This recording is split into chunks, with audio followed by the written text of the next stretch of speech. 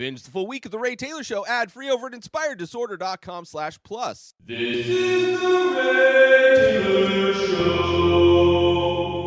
Welcome to The Ray Taylor Show, where I bring you the reviews of the latest movies and TV shows, as well as classic and foreign films. I'm your host, Ray Taylor, and on this podcast, I'll be talking about all things film and television, whether you're looking for a new show to binge or want to know if that new blockbuster is worth the trip to the theater, or just want to hear my thoughts on a foreign or classic film, I've got you covered. So join me every Monday, Wednesday, and Friday for new episodes, and let's dive into the world of film and television together. On this episode, I'm talking about Kantara. This movie came out last year, 2022. It is written, directed, and starring Rishab Shetty, and also starring Kishore Kumar and Achyuth Kumar. This is a movie that I watched on Netflix. I've been looking forward to this. The poster looks cool. The trailer looked pretty cool. And watched it. And, this is a movie about, it's about this king who makes a deal, right? Makes a deal for peace of mind. He wants peace in his life. He comes across this demigod that is part of these villagers that they worship, and they make a deal for him to take this demigod away. They make a deal for him to donate his land to the villagers. And generations later, his family wants that land back. And there are repercussions that can happen when you go back on your word to a demigod. And that is what this movie is. It is labeled on IMDb as an action-adventure drama. I would highly disagree with that description of those genres. I would say this is 100% an action comedy. This movie is highly loaded with comedy. There are definitely some action moments. Very little to no actual drama. There is a lot more comedy in this than anything else. So kind of surprising that is not how it's categorized of this movie, and was very surprising while watching this movie when it started off, like based on just like the score, the soundtrack or whatever, it felt like a comedy. Which was weird, which was not what I was expecting. I was expecting a action-adventure drama. And just to see some of the performances, I'm like, man, this is kind of like comedic. And I was worried because I was like, okay, is this intentionally being funny, or is this just not a good movie and I'm laughing at moments that aren't intended to be funny? And as I watched this movie, I was like, this has to be intended to be a comedy. Just so much of it. There's bumbling in it, it's idiots, kind of some slapstick, kind of like goofballness, right? Definitely some action, but definitely an action comedy. But overall, not a big fan of this movie. This movie has a runtime of 2.5 hours, which is pretty common for most Indian films, I would say. Most Indian films are very long, and justifiably very long. This is probably my least favorite Indian film I've watched. Let's put it that way. And I watched a lot of Indian films over the past year, and was excited this one might feel similar to some of those that I'd seen. A lot of action adventures like an RRR or Bahubali, or what are some other action movies that I've seen last year? I'm blanking on the action films I've seen. Seen a lot of different genres of film in the Indian from the Indian place from India, but yeah, this one definitely my least favorite. Not that I didn't like it. I just felt like this movie could have easily been a 90-minute movie. I would have loved it. There's definitely a ton of stuff that could have been just cut out of this movie. I don't mind the action comedy. I love action comedies. Jackie Chan, one of my favorite performers of action comedy. Bullet Train was a great action comedy, definitely an action movie with a lot of comedy. And I think this one could have done that same thing, an interesting premise. I enjoyed the actors. Part of this movie that I didn't like also was that, similar to RRR, is dubbed, but not dubbed in English. It's dubbed in Hindi, so you're not getting the actual performances from these actors, which is the reason why I don't like watching dubbed movies. But if I have to watch a dubbed movie, I would prefer it to at least be a language that I understand if I'm going to be listening to somebody that's not the actual performer. So I was bummed out about that as well. But I don't think that is that big of a mark against it. It's just kind of a bummer. RRR, my second favorite movie of last year. So it didn't bother me at all with that movie. But was noticeable with this one. The fact that I thought it was going to be, wasn't expecting the comedy, and then this thing was pretty much full of comedy. Took a little bit to adjust, but I think the runtime of it is the big knock against it. It could have been cut down, way down. There's definitely a lot of fun moments in this movie. But in addition to that, I would say the lead of this movie, our main character, Shiva, is kind of an unlikable dude. He is kind of homophobic, misogynistic, kind of a, he's a drunk. He's kind of arrogant. He's not a very likable guy. Not horrible. I was still rooting for him, but not the most likable of characters. So those things, the main character not very likable, and the fact that I think an hour could have been cut out are two of the reasons why I wasn't as big of a fan of this movie. But it's an interesting film. It starts off in 1847. This king just has no peace of mind. He has no joy, and goes on a journey to find joy, kind of going on an eat, pray, love kind of an expedition to find his peace, right? Which is kind of interesting. A little montage of that. He comes across a demigod, Panjuri, but the people are unwilling to give it up, so he makes a deal. There's one of the members gets possessed by this demigod, right? And whoa! Like, there is the characters of this are really fun. The way in which characters are possessed by this demigod, and the yelling that they do, the howling, the whoa is great. The makeuping, the costuming is great. The story premise is great. So he makes this deal, this king, that they will allow him to take this stone that is their demigod in exchange for his land. He gives the people their land, and he will be able to take this demigod back with him, and he will have a life of peace and happiness, right?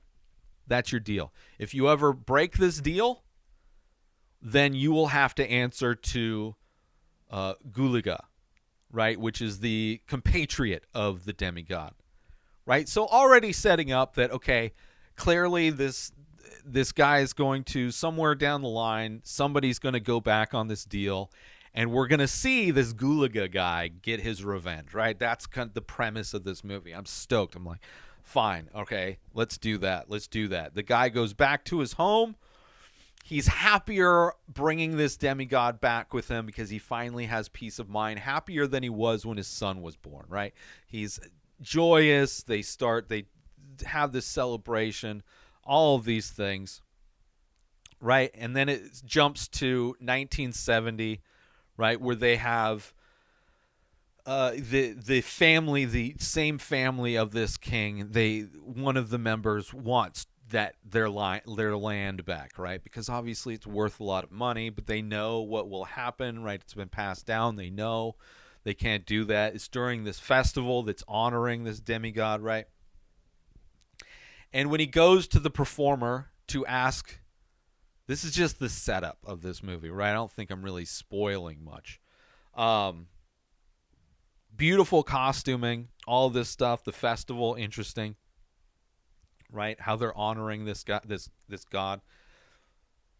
And he asks for it back, and it's clear that this is the moment that changes the stuff, right? This is the moment we're expecting, because we're told that if you ever go back on this deal, you're going to have to deal with Golga, right? It's not going to go well. You're no longer going to have a life of peace and happiness. And we see how that plays out, right? We see how that plays out.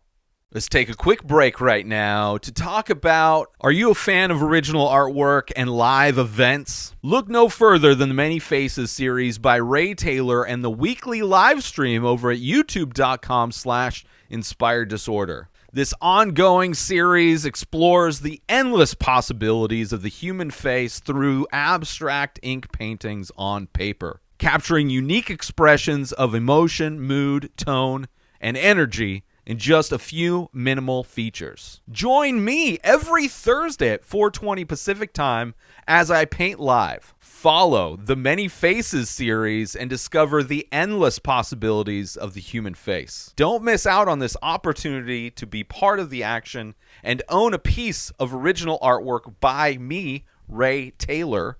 Head to youtube.com/inspired disorder every Thursday to catch the live stream, and visit inspireddisorder.com to browse and purchase the Many Faces artwork. And now, let's get back to the show. And then we jump to, which doesn't go well for that guy, let's just say. Then we jump to 1990. This is the last time jump we do. And so we're in 1990 for the rest of this film. And very highly stylized. So now it's 1990. It's during this festival again, right? We're seeing the festival is huge. There's all these events going on. There's rides for the kids. There's the costuming and the makeup of their ceremony honoring this guy has changed. The rides that's featured on the poster, one of the posters of our main character Shiva riding kind of on the backs, kind of riding on like a harness of these buffalo as he's like, as they run, they do a race through the mud. Very stylized, a lot of speed ramping, a lot of quick cuts. It has very big Tony Scott vibes to it, right? This is definitely highly stylized compared to what we've seen thus far in the movie, but also the only time we see this highly stylized stuff. There are some moments of that in some of the action scenes, but nothing is at the level that when we first jump into 1990 and we're seeing this festival go on, right? And then we see some of the fight scenes, right? We see this guy who won an event, how that event was rigged for the landlord, right? The person that is the family member is related to that king, is related to the guy who asked for the land back. They are considered the landlord. And he rigged the race for his guy to win it. And we see a fight scene. And we're like, oh, okay. Right? In that moment, I'm like, oh, Shiva's going to be Gulga. Right? Shiva is going to be that thing that is going to be what pays them back for going against this thing.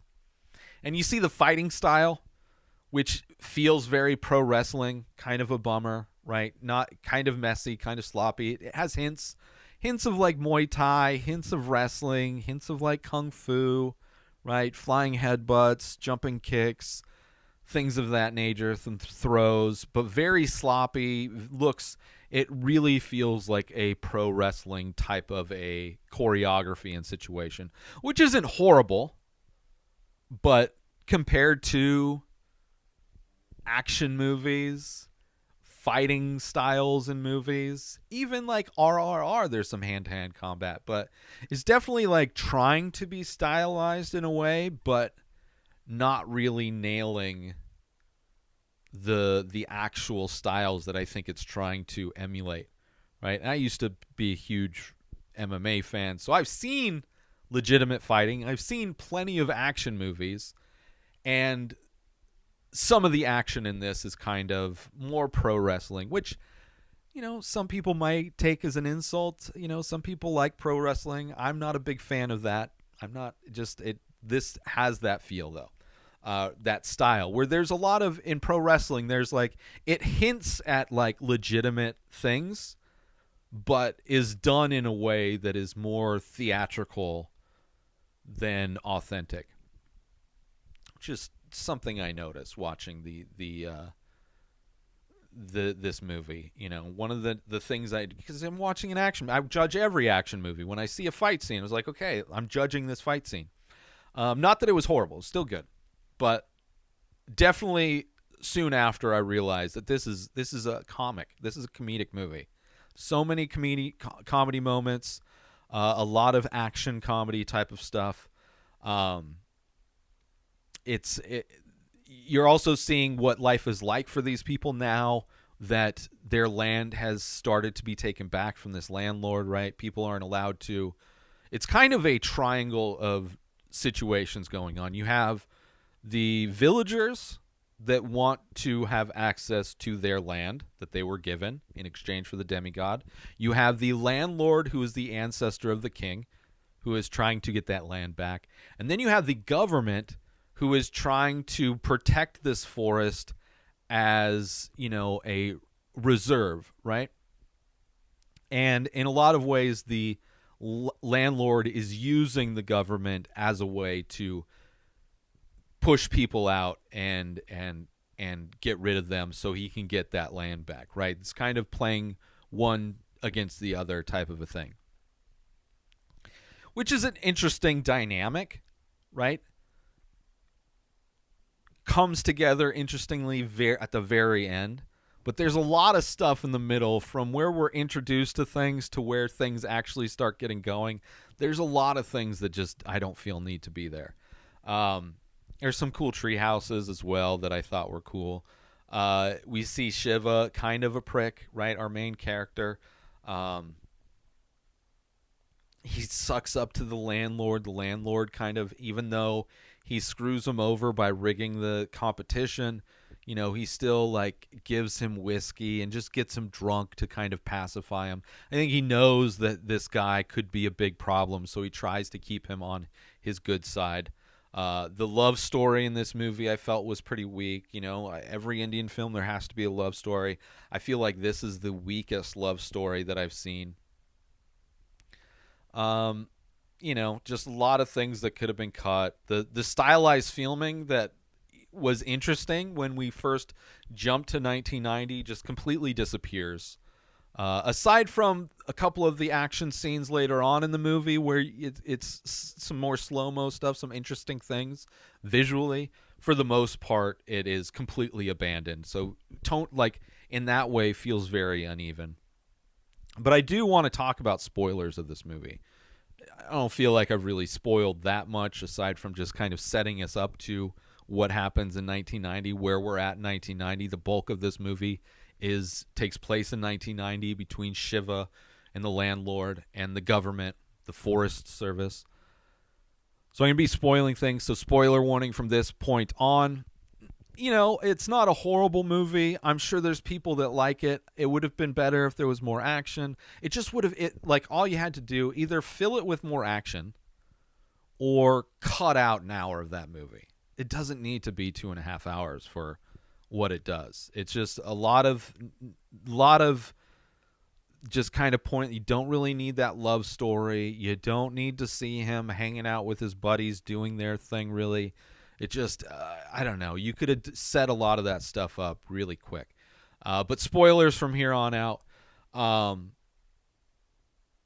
You see that the landlord very generous to the villagers when he shows up, like trying to make them happy and not be angry that they no longer have their land. We also see that potentially, when they initially asked for the land back, the guy who asked for it died, right? Choked on his own blood on the stairs, right? And then we see later on that the current landlord in 1990, his son has special needs, right? So it's clearly their family no longer has peace of mind. They're clearly dealing with family issues again. They no longer have the peace they used to, but it hasn't really stopped them from continuing to try and take land back from people. So I don't know. It's just there are some failures brought on from taking the land back, but I don't know. It was just I was really expecting there to be more of like the Golga. I was expecting the Shiva character to be more of a thorn in the side, whereas it doesn't. It takes forever for that stuff to start happening, right? He kind of becomes the guy trying to help the villagers, where he's kind of going against the government, despite the fact helping his girlfriend get a job working for the government. Like, there's just a lot of unnecessary stuff. But it was clear that he was going to become Golga at some point. And it literally took until like the very end of the movie, right? Towards the end of the last battle before he actually becomes Golga. And it's like, man, and it's by far one of the most interesting aspects when he does become Golga. Like, I would have loved that to be like something he taps into. Like, it seemed right from the get-go, right from when he's fighting the people in the mud pit at the festival, when it first jumps to 1990, it's so clear that he's going to be the Golga, right? So clear. And then it takes the entire movie before it actually happens. Let's take a quick break from this episode to talk about Attention all Ray Taylor Show fans! We're excited to announce we've just released a line of exclusive merchandise featuring original artwork inspired by the show. Our high-quality shirts and biodegradable phone cases are a perfect way to show your support for the show and make a great gift for any fan. Plus, with each purchase, you'll be helping us continue to bring you great content. So don't wait. Head on over to inspireddisorder.com now and check out the full collection. Thanks for listening, and we hope you'll show your support by grabbing some Ray Taylor Show merchandise today. And now, let's get back to the show. So it just like takes an hour almost before it even happens. Like, when he is out with his gang, right? When Shiva's out with his gang of dudes and they're trying to scare off the forest people, they end up cutting down this large old tree that just happens to fall at the perfect time when the forest guy is driving by. So then they think he was trying to kill the forest guy on purpose. But really just kind of setting up for these different people to be against each other, trying to work them against each other, but just kind of felt, on top of it feeling very comical anyway, it just felt like unnecessary.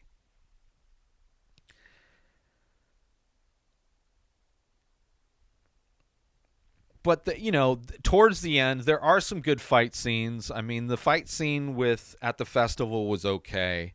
And then we wait forever until the end of this movie where Shiva realizes that where his brother gets killed, right? His brother is kind of the spiritual leader of the village. He's the one that plays the demigod during the festival, like kind of being possessed and channeling him for the festival when they go to pay their respects and all that stuff. He ends up dying, right? And then, that kind of sets Shiva into action. First, assuming that it's the forest guy, but then while he's being attacked, right, he's going to get high for some reason, right? Going to the blacksmith guy to smoke weed. I'm assuming weed to get high to give him courage. And it's a really fun action scene. By far the best action scene is when the landlord sends his goons kind of in disguise to go attack Shiva at this and it's like slow motion. You see him like effortlessly dodging their blades and as like chunks of his beard get cut off or whatever. Great action scene. Kind of reminded me of, like, in some ways, Jackie Chan Drunken Master. Maybe not as, like, they're not stumbling like he is necessarily, but definitely it's a thing where they're, like, effortlessly dodging these things. Of course, like so many Indian films, he has superpower strength, where he can throw people, but still a great action scene. There's a great action sequence in that where he's fighting through a bunch of them, and like the camera rotates along while he's flipping somebody. Great camera work, great fight choreography in those moments. By far the best action scene in this entire movie that is mostly not action, right? Aside from the fight at the festival during the first part of this movie, there is really no fights up until the very end, where you have the fight where he's high, and then you have like the kind of big battle sequence. That's it. Very, very lacking in the action department. Mostly a comedy. Very little to no drama. I would say. So the final battle happens, which is okay. Not necessarily as good as that fight scene when he's high, but we finally get Golga, right? This thing that I assumed was, right when it's mentioned at the beginning, it's like, okay, that's what's going to be their thorn in the side. We're going to see. And when he transforms into Golga, amazing. So good. I love that performance. I love that character as Golga. Would have loved to see him, like, it would have been great if he is, like, there are many battles throughout this movie, many fight scenes, and in those fight scenes he, like, channels Golga, which would make sense because Golga is supposed to be there and apparently has just been absent for 20 years, right? It only came about, Golga, the confidant, only came about when he bashes his head into the rock. But I love it. I love that whoa scream. So great. That you saw in the beginning where the king first got the demigod, and then you see Golga doing it. That kind of like shaky, like spastic. Loved it. Absolutely loved that. Right? And Shiva's performance, right? Even after the battle, when he's just embodying, when he takes over his brother's duties to become to be that, I forget the Punjar, what is it? What was the demigod's name? Demigod's name is Panjurli. Right? When he's dressed up in the headgear and all of that. Loved it. So good. But it's just like so little so late. I had to watch so much of this movie to finally get to an action scene at the very end, which was good. I loved how it ended. I just think an hour could have easily been cut out of this movie, and I would have been a lot happier. And it's like pretty predictable, where this movie is going. From the get-go, I was like, okay, when it sets everything up, it's like, okay, that he makes this deal, and there's consequences if he backs out of this deal. So clearly that's going to happen. We're going to see what this Golga is, right? This will be fun. Easily make for a lot of fun action sequences watching this Golga fight people. But no, most of that doesn't exist until the very end, where you finally get Golga, finally shows up. We hear the whoa, which is, I think, probably the most iconic part of this movie, that whoa. The action scenes, I think some of the action scenes could have been better. Some of them were great, though. And it's a movie with a lot of comedy, which I was not expecting. So, it was okay, not horrible, wasn't a bad movie, but would have loved a lot cut out of it. But it is what it is. It is good enough. It's done really well. It's popular. So I'm sure I probably would have loved this movie in, my 20s or whatever, or teenager years, where I just loved action movies and the story didn't matter at all. For sure would have loved that. I'm definitely way too critical over an action comedy. But what do you want from me? That's my opinion of this movie. But regardless of that, I want to thank you for tuning in to the Ray Taylor Show. I hope you enjoyed my thoughts on Kantara, and aren't offended by my opinions. Don't forget to tune in every Monday, Wednesday, and Friday for more movie and TV show reviews, and join the conversation on social media by leaving, or not on social media, join the conversation by leaving a comment on your favorite podcast platform or on YouTube if you're watching this. Until next time, enjoy the show. New episodes of The Ray Taylor Show come out every single day. Subscribe on YouTube and everywhere our podcasts are found. Binge the full week over at inspireddisorder.com/plus. Buy Ray Taylor Show merch over at inspireddisorder.com. Have a wonderful day, everybody. Peace out! Today is the day where you wake up and you realize that everything that you've been dreaming about, everything that you've been wanting, every goal and wish and hope that you've ever had can become real. Dreams can come true. What you manifest in your mind, you can bring to reality.